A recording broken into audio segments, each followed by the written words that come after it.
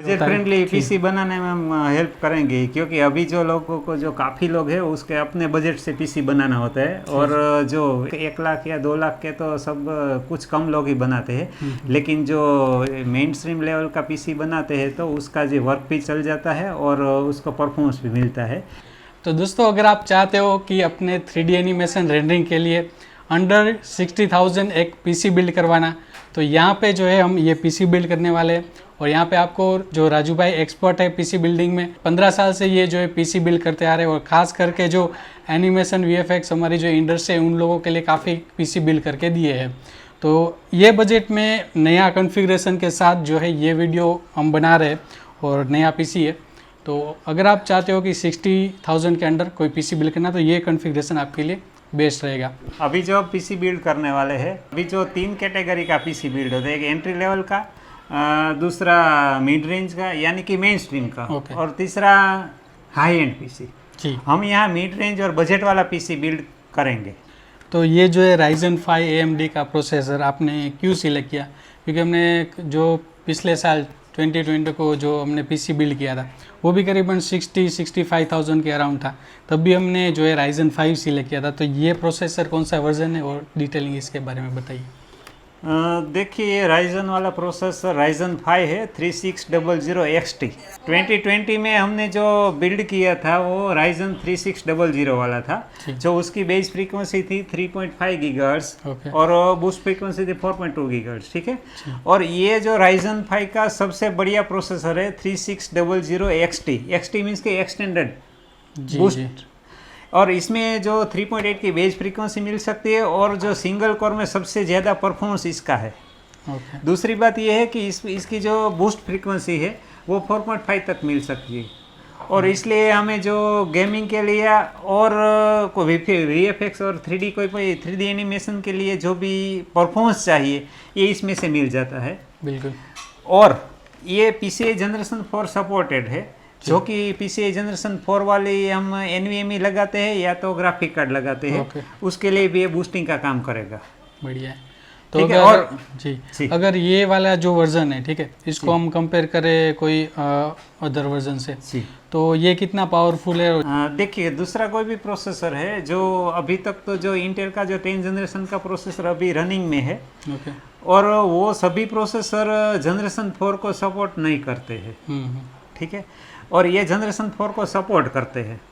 और जो हमारा जो लेटेस्ट वाला जो ग्राफिक कार्ड है जो 3 सीरीज का है, RTX 3060 है, 3070, 3080, 3090, और अब प्रोफेशनल ग्राफिक कार्ड में हम देखिए तो RTX 4000 है, उससे RTX 5648 GB तक का जो ग्राफिक कार्ड है वो सभी PCI जनरेशन 4 वाला ग्राफिक कार्ड है, और उसका पूरा बेनिफिट इसमें से ले सकते हैं। मतलब ये आप फ्यूचर में कोई अपना पीसी अपग्रेड करना है या ग्राफिक कार्ड अपग्रेड करना है या फिर SSD अपग्रेड करनी है, तो ये कंफर्टेबल रहेगा, आप इसको इजीली अपग्रेड कर सकते हो। ठीक है, ओके। तो ये बढ़िया रहेगा प्रोसेसर Ryzen 5। नेक्स्ट जो इम्पोर्टेंट होता है प्रोसेसर के बाद वो है मदरबोर्ड। देखिए, ये जो मदरबोर्ड हमने B550 चिपसेट वाला मदरबोर्ड यूज़ किया है, और B550 चिपसेट का मेन बेनिफिट यही है कि ये अभी लेटेस्ट जनरेशन वाला चिपसेट है। अगले वीडियो में हमने जो B450 वाला मदरबोर्ड चुना था, ठीक है, और मदरबोर्ड में जो 3 कैटेगरी आती है, एंट्री लेवल का मदरबोर्ड है, मिड रेंज का मदरबोर्ड है, और तीसरा है हाई एंड मदरबोर्ड। देखिए, और हम बजट पीसी बना रहे हैं इसलिए मिड रेंज का मदरबोर्ड सिलेक्ट किया है। और दूसरी बात यह है कि हमने जो 4 जनरेशन का 450 वाला जो मदरबोर्ड हमने सिलेक्ट किया था, उसमें उसका जो थोड़ा सा ड्रॉबैक है, जो अब टेक्नोलॉजी अपडेट हो गई है, ड्रॉबैक वही है कि वो PCI जनरेशन 4 सपोर्ट नहीं करता। और वो जो लेटेस्ट वाला प्रोसेसर मार्केट में आ गया है, जो Ryzen का जो ऑफिशियल प्रोसेसर आता है बिजनेस सीरीज का, वो है 4600G, 4700G, वो ऑफिशियल है, वो लॉक प्रोसेसर है।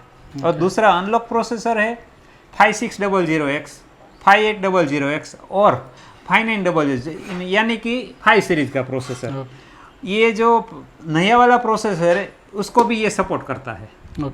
मतलब कि यानी कि आपने एकदम फ्यूचर में अगर अपग्रेड करना चाहिए कोई, तो अपग्रेड कर पाए, उसको ना मदरबोर्ड का प्रॉब्लम आए, ना ही जो है प्रोसेसर में अगर कोई ग्राफिक कार्ड डालना है तो प्रॉब्लम आए। तो इसलिए जो है फ्यूचर अपडेट भी मिल पाए आपको इस के मुताबिक आपने कॉन्फ़िगरेशन चुना है। देखिए इसमें फीचर में यही है कि इसमें देखिए जो जनरेशन 4 वाला स्लॉट मिल जाता है। अभी जो जनरेशन 3 वाली जो हमें NVMe मिली थी, जो 3500 Mbps 3500 Mbps तक उसकी जो रीड राइट की स्पीड मिल सकती थी। अब जो जनरेशन 4 वाली NVMe है उसमें हमें 5000 Mbps से 7000 Mbps तक रीड राइट की स्पीड मिल सकती है।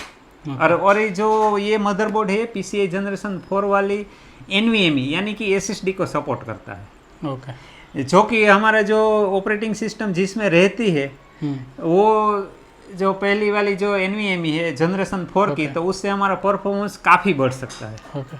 और दूसरा फीचर यही है ये मदरबोर्ड कि इसमें हमने वाईफाई और ब्लूटूथ दोनों इंक्लूडिंग है। जी जी, ओके।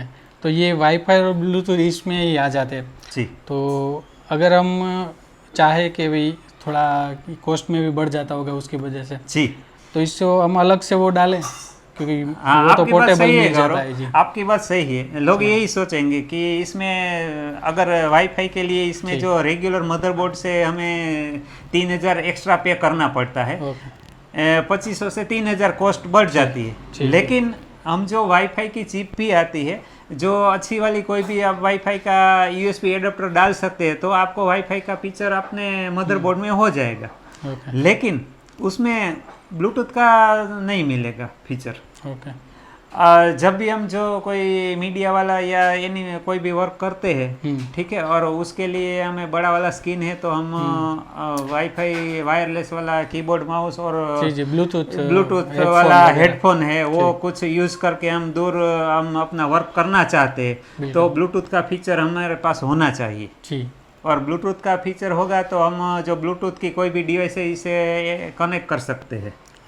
ठीक है। और अगर आपको जो ब्लूटूथ की चिप और वायरलेस की चिप दोनों लगा लेते हैं, तो 1200-1500 तक में आपका जो सॉल्यूशन हो जाता है। लेकिन जो परफॉर्मेंस है, जो मदरबोर्ड में जो वाईफाई का परफॉर्मेंस और ब्लूटूथ का परफॉर्मेंस है, वो उस चिप में नहीं मिलेगा। और दूसरा ड्रॉबैक यही है कि आपका जो 2 USB पोर्ट है वो ऑक्यूपाई हो जाएगा। जी बिल्कुल बिल्कुल। इसलिए जो वाईफाई वाला मदरबोर्ड है उसमें साथ में ब्लूटूथ भी मिल जाता है, तो इतना एक्स्ट्रा पे करने से ये फैसिलिटी के लिए अच्छा है। जी जी। और लॉन्ग टाइम तक आपको जो इनबिल्ट ही मिलता है वाईफाई ब्लूटूथ, तो कोई वो टेंशन की बात नहीं है। सही है, क्योंकि वो जो बाहर से डालते हैं वो कभी कभी जो है बिगड़ भी जाते हैं, लॉन्ग टाइम तक चलते नहीं, और रेंज भी जो है उसमें ज़्यादा उसमें देखिए ये मदरबोर्ड में जो वाईफाई के और ब्लूटूथ की जी अच्छी सी रेंज मिलती है, कवरेज अच्छा मिलता है, क्योंकि इसमें एंटेना ड्यूअल एंटेना वाला वाईफाई आता है। और जो रेगुलर जो USB एडाप्टर आता है उसमें जो एंटेना की कोई फैसिलिटी नहीं मिलती। जी जी जी। ओके, बढ़िया है। तो अभी हो गया मदरबोर्ड। नेक्स्ट जो है इसकी रैम। जी ओके, रैम कौन सा सिलेक्ट किया आपने? देखिए हम इसमें एडाटा की गेमिक्स D30 सीरीज की 3200 मेगाहर्ट्ज की रैम डाल रहे हैं। और ये जो 16 GB रैम है, इसलिए ये ड्यूअल चैनल में डाल रहे हैं, जिससे कि हम ड्यूअल चैनल का परफॉर्मेंस मिल सके। ओके। तो ये मदरबोर्ड में कितनी रैम डाल सकते हैं मैक्सिमम? देखिए ये मदरबोर्ड की जो अभी 450 वाले से उसमें 64 GB तक लगा सकते हैं। और ये हमारा मदरबोर्ड है 5 सीरीज वाला, इसमें हम 128 GB तक रैम डाल सकते हैं। ओके, बढ़िया। और इसमें रैम का भी 4 स्लॉट मिल सकते हैं हमें। मतलब 128 GB तक आप रैम अपग्रेड कर सकते हो, जो सारा मदरबोर्ड में फीचर दिया गया है। बिल्कुल। और मेन जो भी इम्पोर्टेंट हो गया SSD, हर एक PC में रिक्वायर हो गया। PC हमारे जो सॉफ्टवेयर होते हैं काफ़ी बड़े और लोडेड होते हैं, तो ये जो है आपको फास्ट परफॉर्मेंस देता है। ये जो NVMe है वो सबसे फास्टर है। और NVMe का फीचर तो आप सब जानते हैं, जनरेशन 3 और जनरेशन 4 की मिल जाती है। और जनरेशन 4 की NVMe सबसे फास्टर है। ओके, ये कौन सा जनरेशन? ये जनरेशन 3rd जनरेशन है। लेकिन ये काफ़ी स्पीडी है, इसकी 3500 Mbps तक इसकी स्पीड है। ओके, बढ़िया, बिल्कुल। और ये मदरबोर्ड में 2 लगा सकते हैं। हाँ, और ये मदरबोर्ड का फीचर इसमें 2 NVMe लग सकती है, और इसमें 2 NVMe लग सकती है, और 4 hard disk, SATA hard disk का पोर्ट आता रहता है। ओके, बढ़िया। तो ये सब को लगाने के बाद जो है पावर देने के लिए पावर सप्लायर जो है, तो ये आपने कौन सा कूलर मास्टर देखिए कूलर मास्टर का 650 वोट का 80 प्लस ब्रोंज सीरीज का पावर सप्लाई हमने V2 सीरीज का सिलेक्ट किया है। ओके क्योंकि जो हम प्रोसेसर डाल रहे हैं वो XT है, ओके ठीक है, अनलॉक प्रोसेसर है। और अनलॉक प्रोसेसर के लिए सबसे इम्पोर्टेंट यही रहता है कि जब वो उसका जो कोर बूस्टिंग होता है और जो टर्बो बूस्टिंग में चलता है तभी उसको सबसे ज़्यादा पावर की रिक्वायरमेंट होती है। जी बिल्कुल सही है। और हमारा जो परफॉर्मेंस के जब पावर की भी कमी होगी तो आपका प्रोसेसर को कोई परफॉर्मेंस नहीं मिल सके, यानी कि या तो ओवर हीट हो जाएगा और कोई भी कंपोनेंट को वो स्लो डाउन कर देगा। जी ठीक है। ओके। और ये अच्छा वाला सबसे अच्छा वाला ये कितनी वारंटी आती है इसमें 5 साल की वारंटी आती है। ओके ये 5 साल की वारंटी इसलिए जो उस आपको कोई दिक्कत नहीं होगी ओके बढ़िया सिस्टम के लिए। ओके। और ये जो कैबिनेट है, ठीक है, तो ये भी हमने कूलर मास्टर की बजट एफिशिएंट कैबिनेट सिलेक्ट की है। ओके। ये C310 कैबिनेट है। ओके। तो यहाँ पे कैबिनेट जो है हम बिल्ड क्वालिटी अच्छी है, ठीक है, लुक वाइज जो है सिंपल रखा है, क्योंकि फिर अगर आप लुक वाइज ज़्यादा फैन ग्लास वगैरह सब करोगे ना तो बजट बढ़ जाता है। चाहो तो कर सकते हो, बट ये वाला जो है आपको लॉन्ग टाइम तक जो है बिल्ड क्वालिटी अच्छी रहती है, तो यूज़फुल होगा अच्छे से। अभी इन सब को बिल्ड करने से पहले यहाँ पर हमारे लिए रिक्वायर होता है एक ग्राफिक कार्ड, क्योंकि हम 3D का काम कर रहे हैं, तो ग्राफिक कार्ड अच्छा होना बहुत इंपॉर्टेंट है। और ये बजट में आपको परफॉर्मेंस अच्छा मिले वो ग्राफिक कार्ड राजू भाई सजेस्ट कर रहे हैं। ये कौन सा ग्राफिक कार्ड है राजू भाई? देखिए वो जो एनवीडिया का कोड्रो सीरीज का ग्राफिक कार्ड है P400। कोड्रो सीरीज क्यों सिलेक्ट? क्योंकि नॉर्मली जो है अच्छा क्वेश्चन किया। देखिए ग्राफिक कार्ड 2 तरह का आता है। एक जो GTX आता है, GTX है वो खास करके एनवीडिया ने गेमिंग के लिए बना रखे हैं और गेमिंग में सबसे अच्छी उसकी जो परफॉर्मेंस मिलती है, एप्लीकेशन में भी उसका यूज कर सकते हैं। जी जी। लेकिन हम यहाँ पे हमारा जो बेस है वो 3D एप्लीकेशन है और वीडियो एडिटिंग है और रेंडरिंग है। और जो एनवीडिया ने दूसरी जो प्रोफेशनल ग्राफिक की सीरीज निकाली है वो है कोड्रो सीरीज। और कोड्रो सीरीज है वो खास करके कोई भी 3D एप्लीकेशंस और वीडियो के लिए ही बना हुआ है। उसे प्रोफेशनल ग्राफिक कार्ड भी कहते हैं और वर्क स्टेशन ग्राफिक कार्ड भी बोलते हैं। और उसका परफॉर्मेंस सबसे अच्छा मिल जाता है गेमिंग के बजाय। ओके। तो यहाँ पे 60,000 के बजट में जो है ये वाला, इसका मॉडल नंबर क्या है राजू भाई? देखिए ये कोड्रो का P400 है मॉडल। ये 2GB DDR5 वाला ग्राफिक कार्ड है। यहाँ पे जो पोर्ट दिए गए हैं जी, तो उसमें थोड़ा बताइए। हाँ जी, देखिए कोड्रो सीरीज का P400 2GB DDR5 वाला ग्राफिक कार्ड है। इसकी जो मेमोरी बैंडविड्थ है 32 Gbps पर मिल जाती है। और इसमें जो आउटपुट में ये DP पोर्ट मिल जाता है। जो DP पोर्ट का मतलब होता है डिस्प्ले पोर्ट। ओके। सुना होगा कि जो मतलब कि ये वो VGA आया, HDMI आया, सभी ये DP पोर्ट, मतलब ये है क्या सब? हाँ बताता हूँ। देखिए जो VGA पोर्ट है वो हमारी सबसे पहली वाली टेक्नोलॉजी है जी। वीडियो ग्राफिक एरे उसका फुल फॉर्म होता है। ओके। और वो जो एनालॉग सिग्नल को CPU में से मॉनिटर तक भेजता है। ओके। और उससे बड़े जो टेक्नोलॉजी अप हुई तो DVI पोर्ट आ गया, जिसका मतलब होता है डिजिटल वीडियो इंटरफेस। ओके। जो डिजिटल सिग्नल को डिजिटली भेजता है और उसका परफॉर्मेंस उससे काफ़ी अच्छा है। और उससे आगे वाली टेक्नोलॉजी आई HDMI। और HDMI पोर्ट तो सब आप तो जानते ही होंगे, क्योंकि टीवी में यूज होता है, सब में होता है।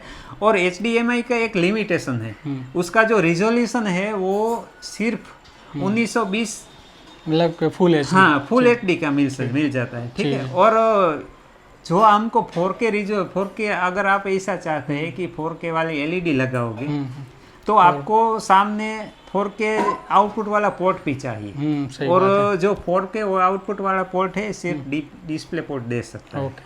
तो 4K वीडियो एडिटिंग कर रहे हो और आपका स्क्रीन 4K है तो रिक्वायर है कि ये वाला पोर्ट होना आपके ग्राफिक कार्ड में ज़रूरी है, तब जाके वो परफॉर्मेंस वाला काम हो पाएगा। अच्छा। और दूसरा ये ग्राफिक कार्ड का है जो H264 जो कोडेक आता है और HEVC कोडेक है जो आज के वीडियो में कॉमन है, जो SLR की फाइल आती है। जी जी। ठीक है। और जो गोप्रो की फाइल आती है और वो सब 4K वाली फाइल है और हाई डेफिनेशन वाली फाइल है, उसको जो एनकोडिंग डिकोडिंग करने में ये सबसे पावरफुल है। ओके, मतलब कि इसमें प्रीव्यू भी आपको थोड़ा ये बूस्ट करेगा, अच्छे से वो प्ले हो पाएगा, साथ में जो है रेंडरिंग में भी जो है ये बूस्ट करेगा, क्योंकि ग्राफिक कार्ड से ही आपका जो रेंडरिंग होगा तो वो काफ़ी अच्छे से हो सकता और गौरव भाई तीसरी बात ये बता दूं कि आप जो 3D एप्लीकेशन यूज करते होंगे, ठीक है, वो 3D एप्लीकेशन में 3D Max है कि उसमें आप जो टेक्सचर फिलिंग करते होंगे, वो टेक्सचर फिलिंग में इसमें 16K by 16K का जो रिजोल्यूशन है रेंडर में आप डाल सकते हैं। जो हम इमेज टेक्सचर ऑब्जेक्ट में यूज़ करते हैं तो उसमें आप 60K रेजोल्यूशन वाला भी यूज़ कर सकते हो, जो सपोर्टिव है ये ग्राफिक कार्ड को। तो मतलब कि जो रिक्वायर होता है एक 3D पीसी के लिए, आपको जो अच्छे से परफॉर्मेंस दे, तो ये सब यहाँ पे इंक्लूडेड है इस पीसी बिल्ड में। तो दोस्तों ये जो पीसी बिल्ड है वो हो चुका है। तो दोस्तों अगर आप इस टाइप का पीसी बिल्ड करवाना चाहते हो तो यहाँ पे आपको राजू भाई का नंबर दिख रहा होगा, इसके ऊपर आप कॉन्टैक्ट कर सकते हो और अपना पीसी जो है कस्टमाइज बिल्ड करवा सकते हो। तो दोस्तों भारत में कहीं पर भी जो है आपको कुरियर कर दिया जाएगा आपकी रिक्वायरमेंट के हिसाब से पीसी। आप कोई भी स्टेट से हो तो भी कांटेक्ट कर सकते हो। आपके सजेशन और आपकी इन्फॉर्मेशन जो है काफ़ी सारे लोग देखते हैं, उनको यूज़फुल होती है और काफ़ी लोग आपका कांटेक्ट भी कर रहे हैं।